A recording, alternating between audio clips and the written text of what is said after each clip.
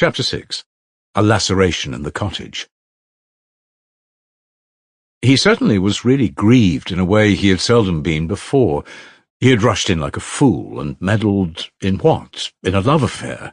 But what do I know about it? What can I tell about such things? He repeated to himself for the 100th time, flushing crimson. Oh, being ashamed would be nothing. Shame is only the punishment I deserve. The trouble is, I shall certainly have caused more unhappiness, and Father Zosimas sent me to reconcile and bring them together. Is this the way to bring them together? Then he suddenly remembered how he had tried to join their hands, and he felt fearfully ashamed again. Though I acted quite sincerely, I must be more sensible in the future, he concluded suddenly, and did not even smile at his conclusion. Katerina Ivanovna's commission took him to Lake Street, and his brother Dmitri lived close by, in a turning out of Lake Street. Alyosha decided to go to him in any case before going to the captain, though he had a presentiment that he would not find his brother. He suspected that he would intentionally keep out of his way now, but he must find him anyhow. Time was passing. The thought of his dying elder had not left Alyosha for 1 minute from the time he set off from the monastery. There was one point which interested him particularly about Katerina Ivanovna's commission.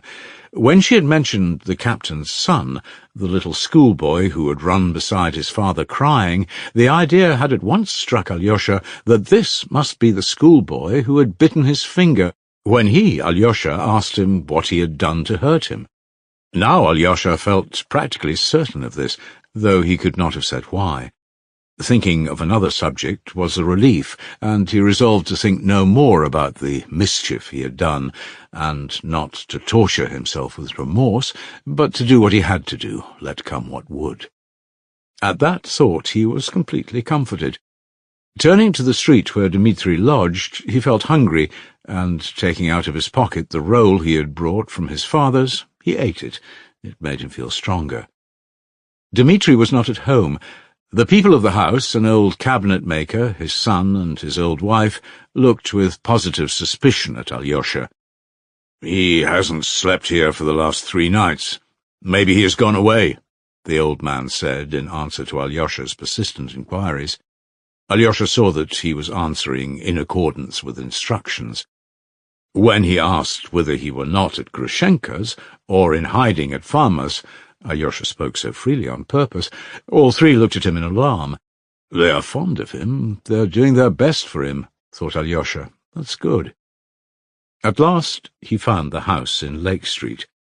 It was a decrepit little house, sunk on one side, with 3 windows looking into the street, and with a muddy yard, in the middle of which stood a solitary cow. He crossed the yard and found the door opening into the passage. On the left of the passage lived the old woman of the house, with her old daughter. Both seemed to be deaf. In answer to his repeated inquiry for the captain, one of them at last understood that he was asking for their lodgers, and pointed to a door across the passage. The captain's lodging turned out to be a simple cottage room.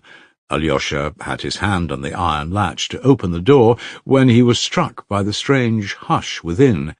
Yet he knew from Katerina Ivanovna's words that the man had a family.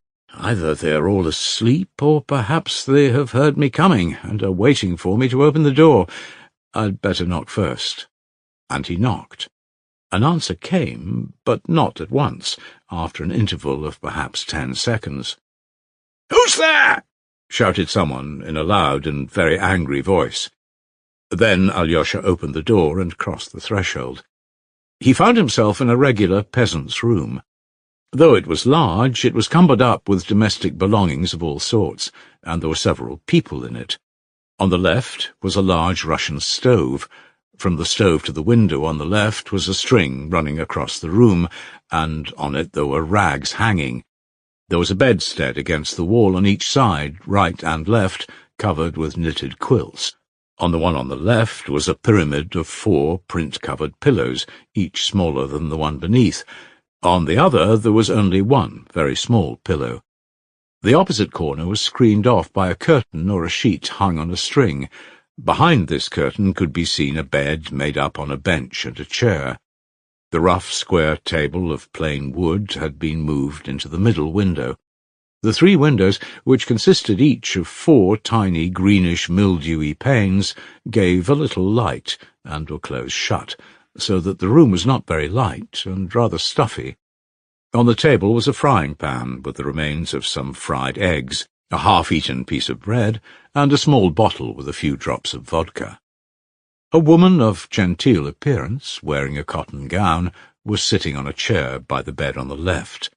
Her face was thin and yellow, and her sunken cheeks betrayed at the first glance that she was ill. But what struck Alyosha most was the expression in the poor woman's eyes, a look of surprised inquiry and yet of haughty pride. And while he was talking to her husband, her big brown eyes moved from one speaker to the other with the same haughty and questioning expression. Beside her at the window stood a young girl, rather plain, with scanty reddish hair, poorly but very neatly dressed. She looked disdainfully at Alyosha as he came in. Beside the other bed was sitting another female figure.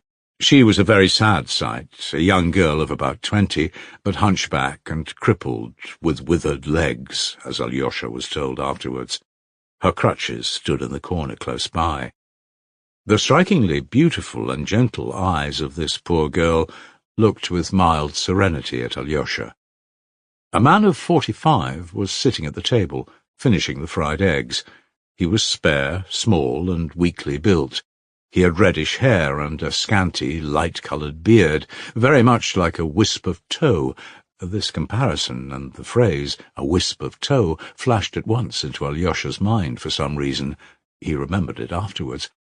It was obviously this gentleman who had shouted to him, as there was no other man in the room. But when Alyosha went in, he leapt up from the bench on which he was sitting, and, hastily wiping his mouth with a ragged napkin, darted up to Alyosha. "It's a monk come to beg for the monastery. A nice place to come to," the girl standing in the left corner said aloud.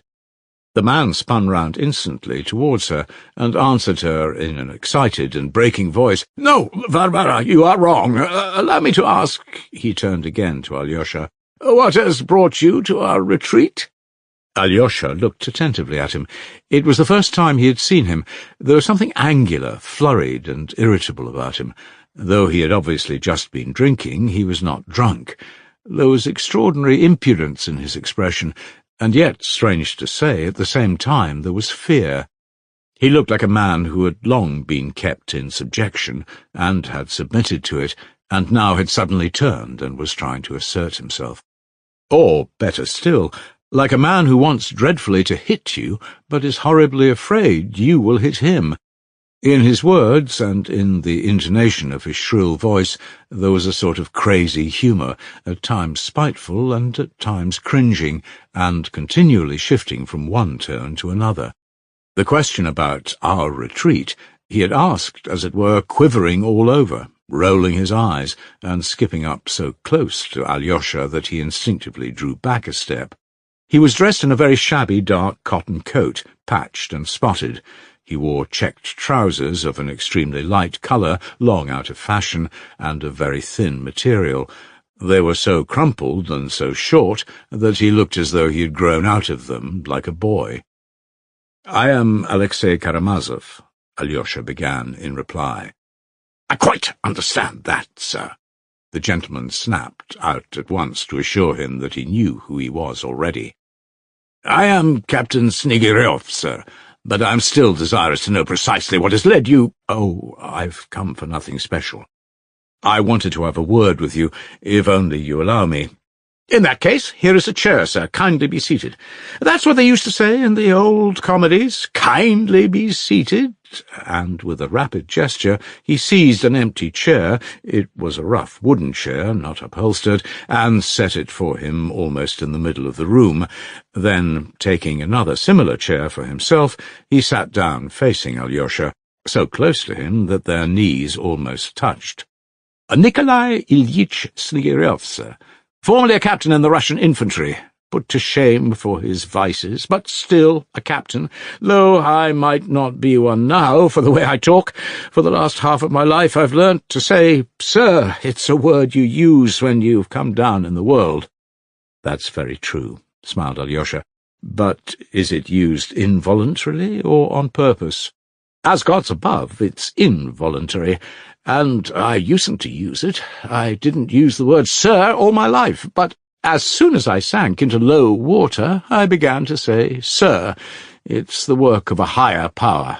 I see you are interested in contemporary questions, but how can I have excited your curiosity, living as I do in surroundings impossible for the exercise of hospitality? I've come about that business. About what business? The captain interrupted impatiently. About your meeting with my brother, Dmitri Fyodorovich, Alyosha blurted out awkwardly. What meeting, sir? You don't mean that meeting about my wisp of tow, then? He moved closer so that his knees positively knocked against Alyosha. His lips were strangely compressed, like a thread. What wisp of tow? Muttered Alyosha. He has come to complain of me, father, cried a voice familiar to Alyosha, the voice of the schoolboy from behind the curtain. I bit his finger just now.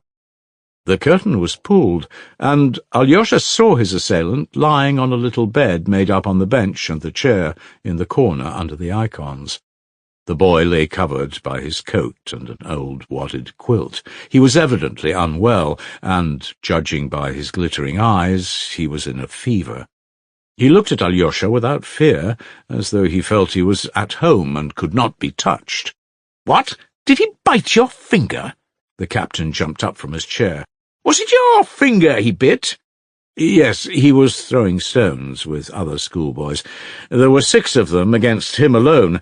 I went up to him, and he threw a stone at me, and then another at my head. I asked him what I had done to him, and then he rushed at me and bit my finger badly. I don't know why. I'll thrash him, sir, at once, this minute. The captain jumped up from his seat. But I am not complaining at all. I'm simply telling you I don't want him to be thrashed. Besides, he seems to be ill. And do you suppose I'd thrash him? That I'd take my Ilusha and thrash him before you for your satisfaction?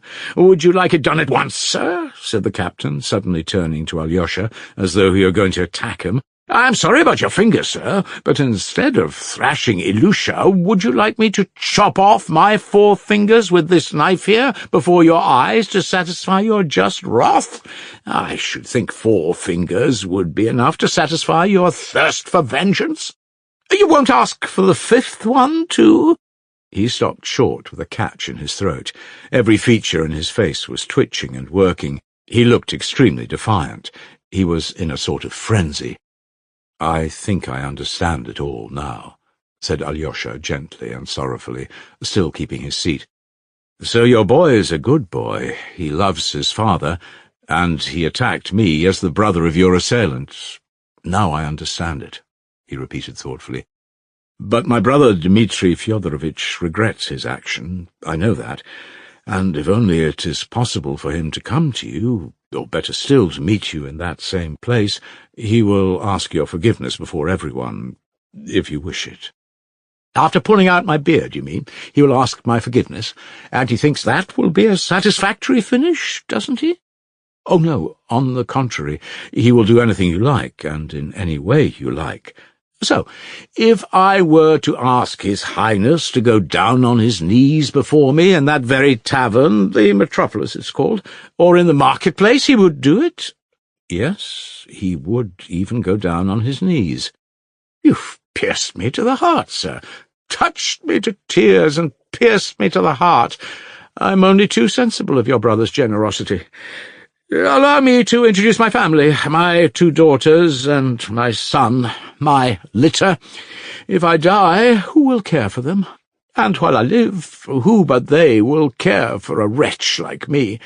That's a great thing the Lord has ordained for every man of my sort, sir, for there must be someone able to love even a man like me. Ah, that's perfectly true, exclaimed Alyosha. Oh, do leave off playing the fool. Some idiot comes in, and you put us to shame, cried the girl by the window, suddenly turning to her father with a disdainful and contemptuous air. Wait a little, Varvara, cried her father, speaking peremptorily, but looking at them quite approvingly. "That's her character," he said, addressing Alyosha again. "And in all nature there was naught that could find favour in his eyes, or rather in the feminine that could find favour in her eyes. But now, let me present you to my wife, Arina Petrovna. She is crippled, she is 43, she can move, but very little. She is of humble origin. Arina Petrovna, compose your countenance. This is Alexey Fyodorovitch Karamazov. Get up, Alexey Fyodorovitch." He took him by the hand, and with unexpected force pulled him up. "You must stand up to be introduced to a lady. It's not the Karamazov mamma who, etc., but his brother, radiant with modest virtues. Come, Arina Petrovna, come, mamma, first your hand to be kissed." And he kissed his wife's hand respectfully and even tenderly. The girl at the window turned her back indignantly on the scene. An expression of extraordinary cordiality came over the haughtily inquiring face of the woman. "Good morning. Sit down, Mr. Chernomazov," she said. "Karamazov, mamma, Karamazov. We are of humble origin," he whispered again. "Well, Karamazov, or whatever it is, but I always think of Chernomazov. Sit down. Why has he pulled you up? He calls me crippled, but I am not, only my legs are swollen like barrels, and I am shriveled up myself. Once I used to be so fat, but now it's as though I had swallowed a needle." "We are of humble origin," the captain muttered again. "Oh, father, father!" the hunchback girl, who had till then been silent on her chair, said suddenly, and she hid her eyes in her handkerchief. "Buffoon!" blurted out the girl at the window. "Have you heard our news?" said the mother, pointing at her daughters. "It's like clouds coming over. The clouds pass, and we have music again. When we were with the army, we used to have many such guests. I don't mean to make any comparisons, everyone to their taste. The deacon's wife used to come then and say, 'Alexander Alexandrovitch is a man of the noblest heart, but Nastasia Petrovna, she would say, is of the brood of hell.' 'Well,' I said, 'that's a matter of taste, but you are a little spitfire, and you want keeping in your place,' says she. 'The black sword,' said I. 'Who asked you to teach me? But my breath,' says she, 'is clean, and yours is unclean. You ask all the officers whether my breath is unclean,' and ever since then I had it in my mind. Not long ago I was sitting here, as I am now, when I saw that very general come in, who came here for Easter, and I asked him, 'Your Excellency,' said I, 'can a lady's breath be unpleasant?' 'Yes,' he answered, 'you ought to open a window-pane or open the door, for the air is not fresh here.' And they all go on like that. And what is my breath to them? The dead smell worse still. 'I won't spoil the air,' said I. 'I'll order some slippers and go away. My darlings, don't blame your own mother. Nikolai Ilyich, how is it I can't please you? There's only Ilyusha, who comes home from school and loves me. Yesterday he brought me an apple. Forgive your own mother, forgive a poor lonely creature. Why has my breath become unpleasant to you?' And the poor mad woman broke into sobs, and tears streamed down her cheeks. The captain rushed up to her. "Mamma, mamma, my dear, give over. You're not lonely. Everyone loves you. Everyone adores you." He began kissing both her hands again and tenderly stroking her face. Taking the dinner napkin, he began wiping away her tears. Alyosha fancied that he too had tears in his eyes. "There, you see, you hear?" He turned with a sort of fury to Alyosha, pointing to the poor imbecile. "I see and hear," muttered Alyosha. "Father, father, how can you? With him? Let him alone!" cried the boy, sitting up in his bed and gazing at his father with glowing eyes. do give over fooling, showing off your silly antics, which never lead to anything," shouted Varvara, stamping her foot with passion. "Your anger is quite just this time, Varvara, and I'll make haste to satisfy you. Come, put on your cap, Alexei Fyodorovitch, and I'll put on mine. We will go out. I have a word to say to you in earnest, but not within these walls. This girl sitting here is my daughter Nina. I forgot to introduce her to you. She is a heavenly angel incarnate who has flown down to us mortals, if you can understand."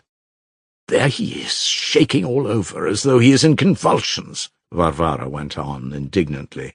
"And she there, stamping her foot at me and calling me a fool just now. She is a heavenly angel incarnate, too, and she has good reason to call me so. Come along, Alexei Fyodorovitch, we must make an end." And, snatching Alyosha's hand, he drew him out of the room into the street.